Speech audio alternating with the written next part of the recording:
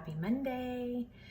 So I'm going to show you a knot that I actually use a lot in a lot of my creations so far. And to do the little half circle one, this is what you need to know how to do. And I'm ultimately going to show you guys how to make that. So I've already got 3 lark's head knots. I've taken 3 separate strings and I'm going to put the 4th one on. If you haven't seen yet, you take your string and you fold it in half, loops at the top, you loop it over your piece of wood or your dowel, and then you just pull through. And that's the best way to connect it to the top. So with this one, we're actually going to use 4 strings, which makes 8 since it's folded in half. And the half hitch, you are wrapping a knot around the outside string. So I'm going to start with the right hand side. This one, it's called the traveling string or traveling cord.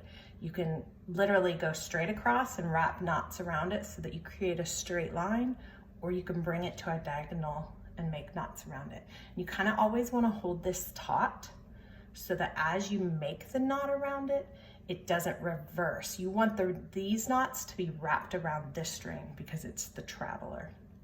So starting with the one on the right, holding it taut over here, you're taking this one, which is the one on the inside, now it's going to become the one on the outside, and you basically make the easiest knot we all know, loop it, and then pull it through.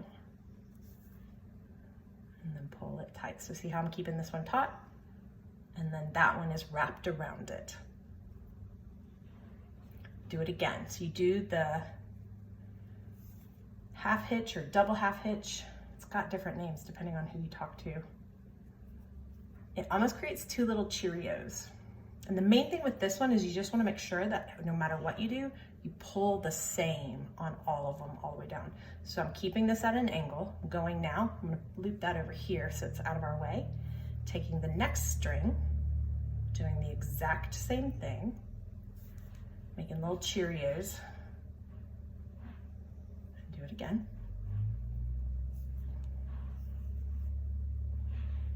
And you can already see it's starting to become a diagonal line. So now I'm gonna loop that one out of the way. So you always do this half hitch 2 times. Maybe that's why it's called the double half hitch. This is the half hitch knot.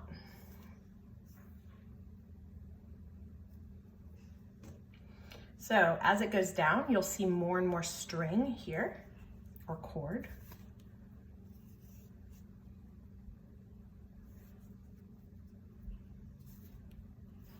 And I just keep moving over.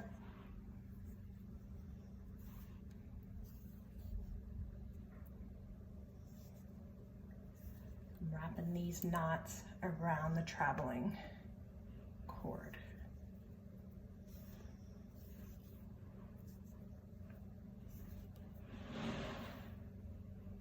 And then the last one.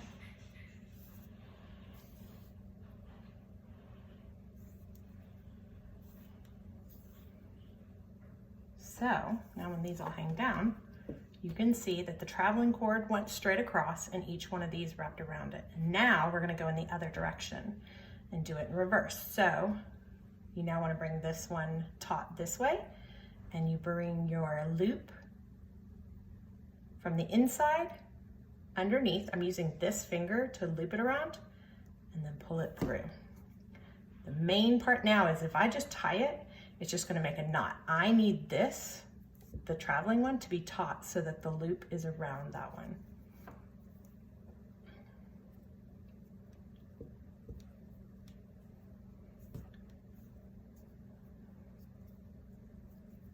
And then you just do this the entire way back. And so basically, we could do this back and forth.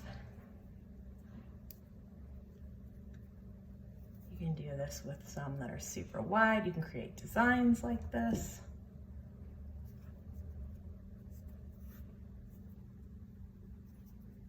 The main thing to remember is that one of your cords is your traveling cord, and you're not making knots with it, you're making knots around it. 2 more. And each one you're doing 2 times.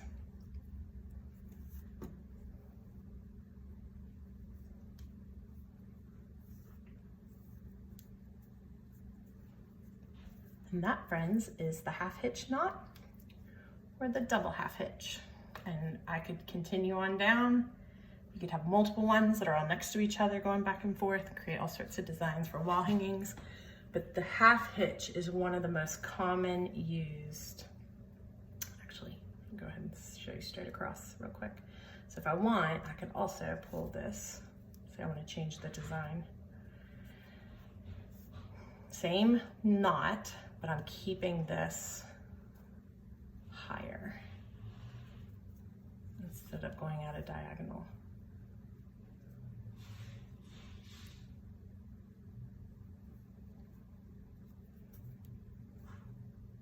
So depending on wherever it is I keep this, now I could keep going straight across here. All right, let me know if you have any questions, and I'll see you guys next week.